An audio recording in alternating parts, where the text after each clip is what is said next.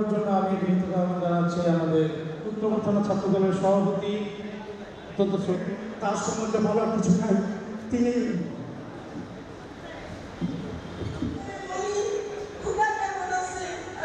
বাংলাদেশ জিন্দাবাদ, বাংলাদেশ জাতীয়তাবাদী মহিলা দল। দোয়া স্মরণ সভা এই পর্যায়ে আমাদের কেউ নেই, আমাদের কথা শুনে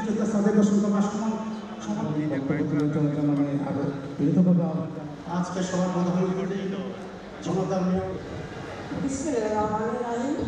কাউন্সিলর